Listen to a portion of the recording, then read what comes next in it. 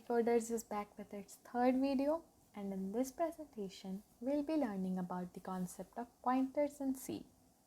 Now keep in mind, pointers are very crucial if you want to be a good programmer.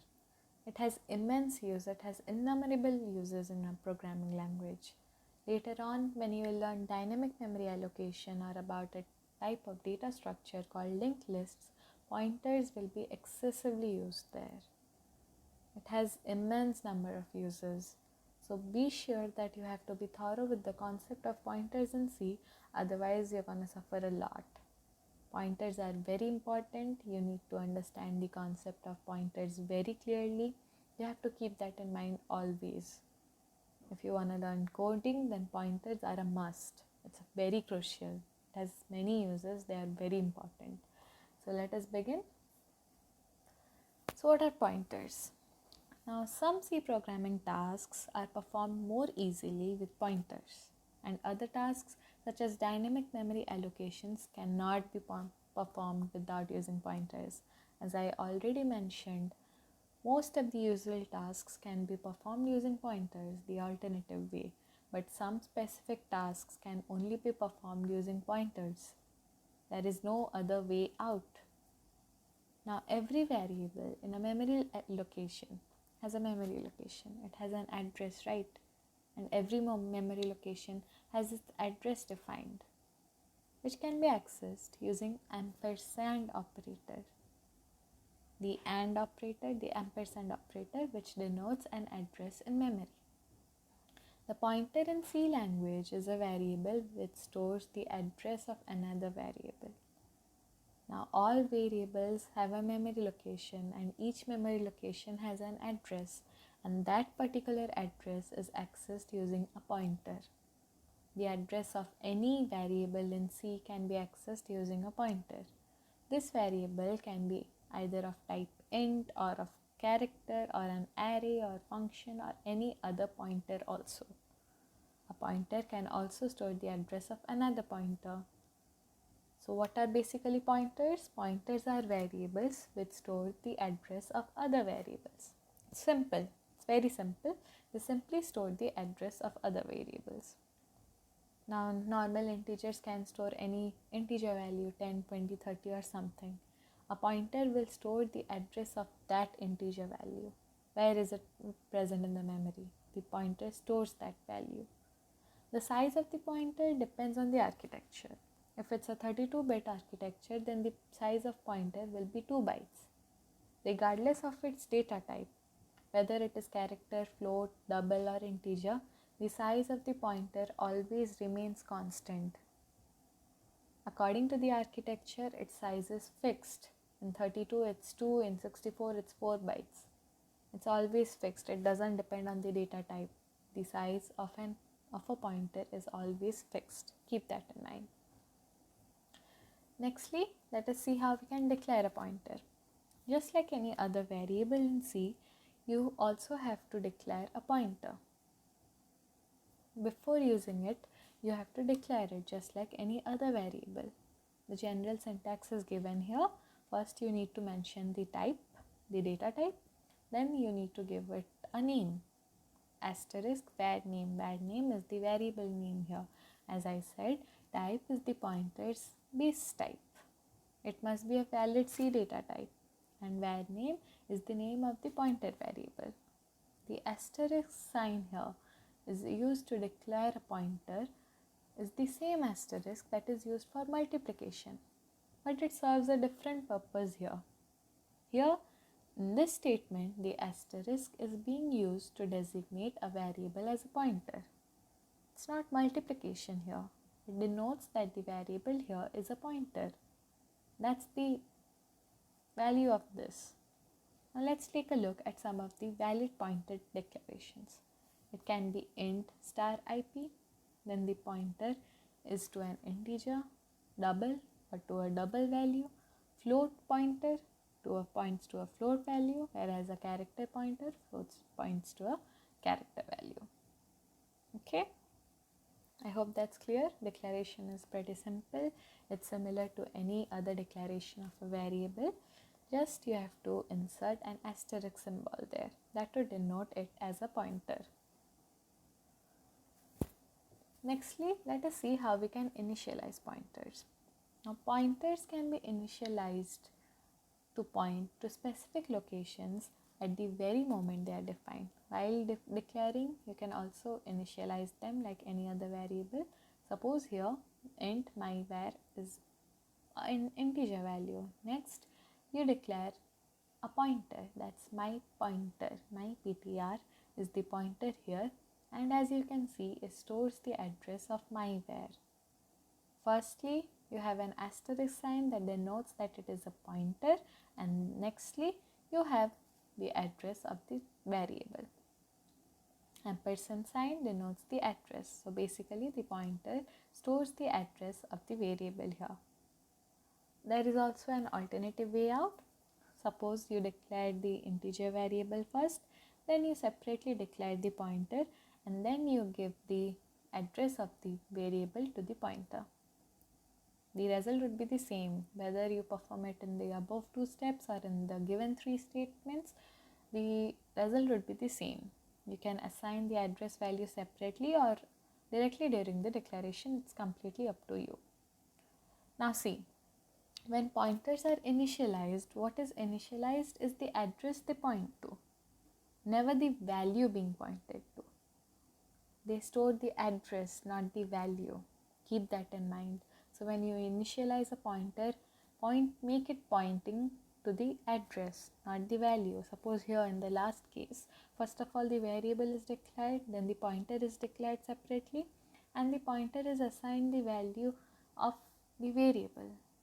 Keep in mind, you are not assigning the value of the pointer, you have to assign the address. So do not use the asterisk sign while initialization. It won't point to the address then, it will simply store the value. Keep that in mind. It would yield different result in the third case. The first two are same, but the third one is different. Now see, the actual data type of the value of all pointers, whether integer, float, character or otherwise, is the same.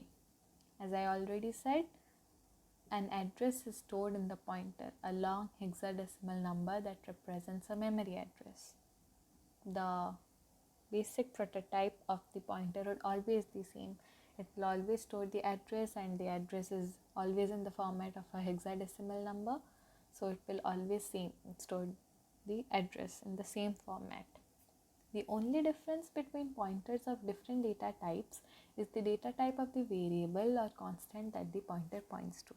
As I said, the size of the pointer always remains the same because it stores the same value, an address. It always stores an address, so naturally the size would be the same.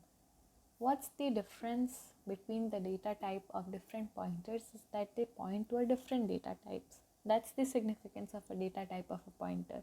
If a pointer is of char type, then it's pointing to a character data type. If it is of integer type, then it is pointing to an integer data type. That's the sole significance of the data type of a pointer. Keep that in mind. Now there are a few important operations which will be able to perform with the help of pointers very easily and frequently. Firstly, we define a pointer variable. We assign the address of a variable to a pointer, and then finally access the value at the address available at the pointer variable. This is usually done by using memory operator asterisk that returns the value of the variable located at the address specified by the operand. The asterisk sign will return the value. Ampersand is for address, asterisk is for value. So if you want to know what's stored in that address, what's the value that is present at that memory location, then you have to access it using the asterisk symbol. That would return the value. I hope that's clear. Now let us look at an example. An example of using pointers to print the address and value is given here. As you can see, address is accessed using a pointer. So first of all, P here is a pointer. It is storing the value of the address of the variable it is pointing to. it is present at a different memory location. The pointer is present at AAA3, but the value stored in the pointer is FFF4, which is actually the address of the variable it is pointing to. It is pointing to 50, which is a normal variable, an integer type.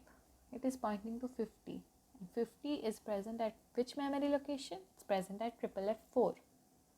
So basically the pointer P is storing the address of 50, which is FFF4.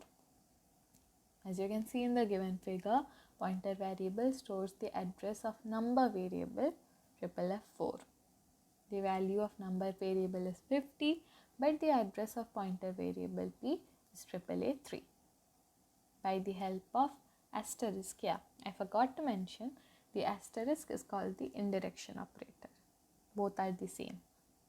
It's basically called indirection operator. You can also call it asterisk. There's no harm in that. So we can print the value of pointer variable P. Suppose you want to know what's the value.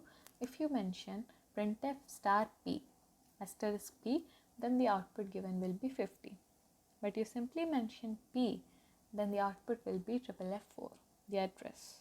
If you want to print the value, then mention the asterisk symbol, the indirection operator. So given here is a program that will illustrate the use of pointers. First of all, you mention the header files and you begin the main function. So first an integer variable is declared and initialized to 20. Then you declare a pointer IP. As you can see, the asterisk symbol mentions that it is not a normal variable, rather it's a pointer. Then the pointer is assigned the address of the given variable var. The ampersand sign denotes that the address of var is stored in pointer IP. Then you print the values. Printf address stored in IP variable. See, here it's given IP, so it will print the address, not the value. If you want to print the value, as I mentioned earlier, you print it by using the indirection operator. So the output will be given this way. First of all, the address is printed because simply the pointer variable is used in that case, but when it is used with the indirection operator, the value is printed as 20, which is the value of the variable, not the address. It's very simple. You just need to be clear with that. Be cool, composed, calm, and keep these points in mind. So nextly, we look at an pointer to an array.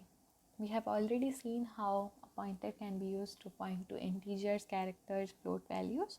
Now let us see how it can store the address of an array. Suppose an array is declared int array10. If you want to use a pointer for it, then you can mention it as int star p.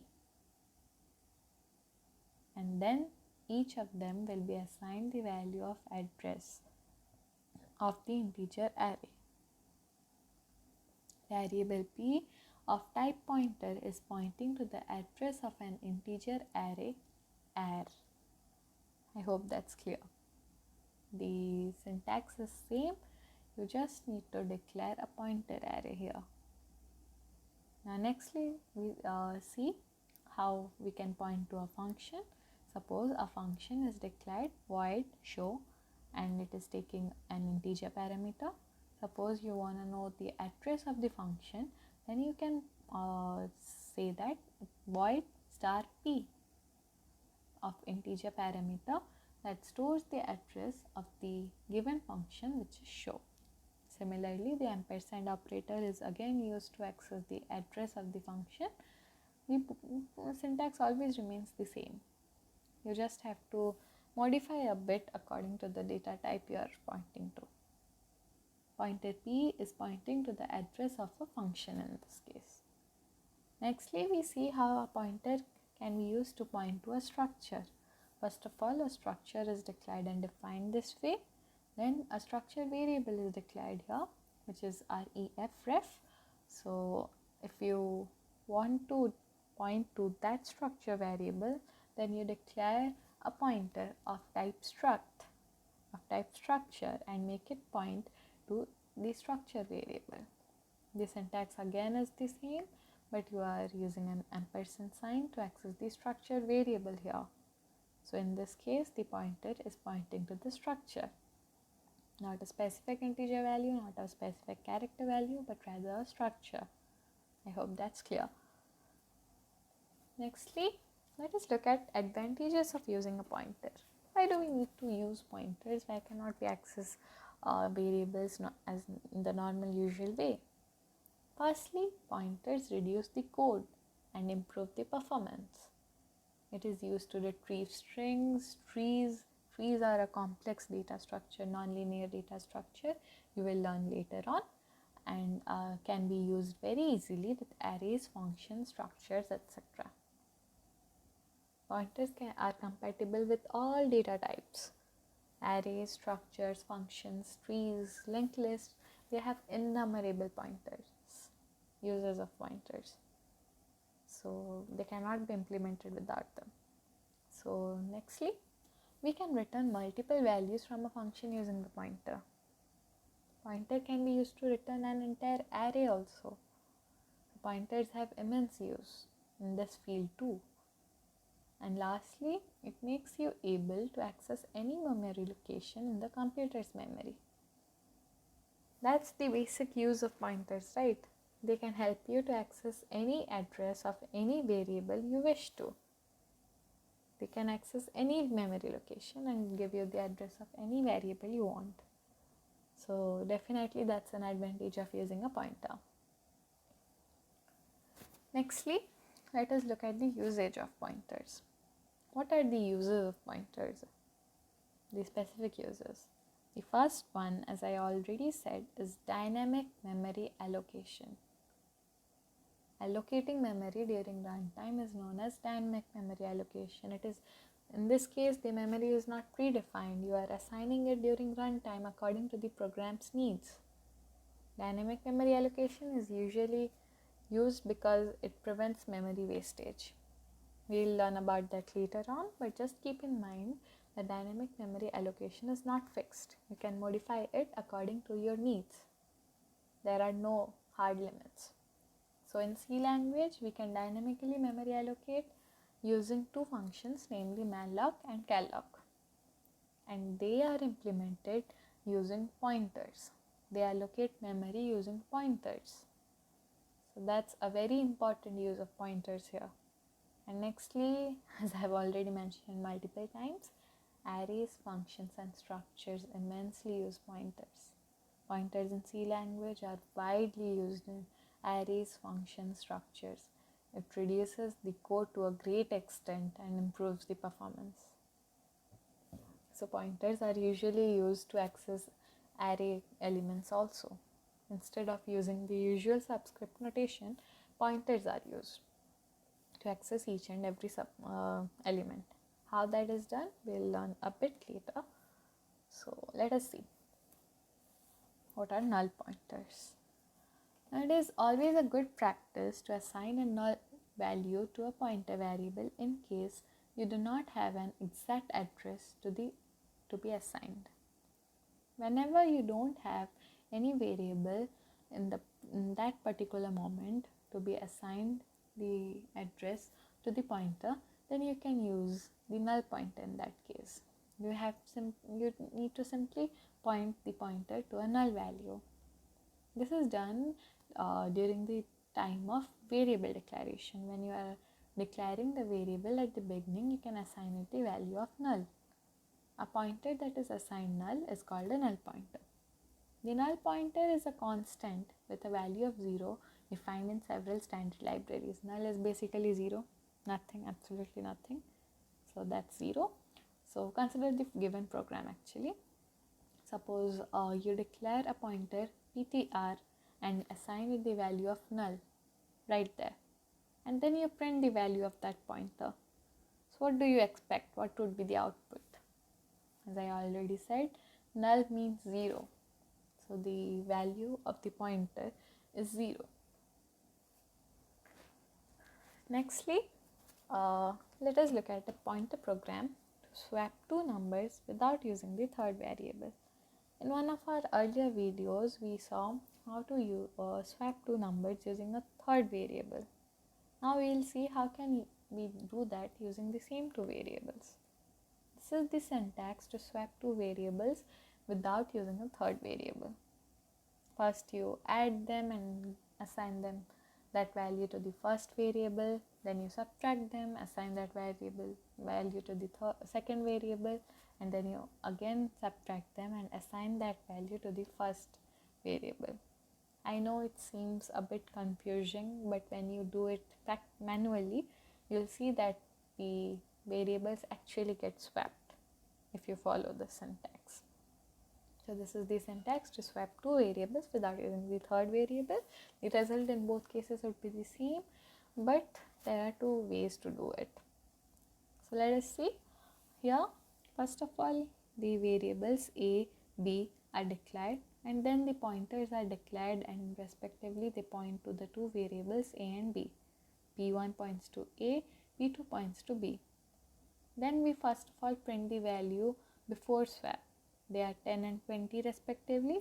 Then we perform the swap operation using pointers. We are not using directly the variables here, we are using pointers. And then we print the values after the swap operation is performed. So if you look at the output, they basically both the variables are swapped. So this is how you can perform the same operation, any operation on variables. Now instead of using the variables, you have used pointers here. But as you see, the result is same. The result that you would have got using variables is the same as the one you got using two variables of the pointers. So nextly, let us see how can we read complex pointers. This is the table that denotes the precedence and associativity of all the operators. Firstly, there are the round brackets and the square brackets. Round brackets are the parentheses. This operator is a bracket operator and used to declare and define the function. You must have seen them everywhere.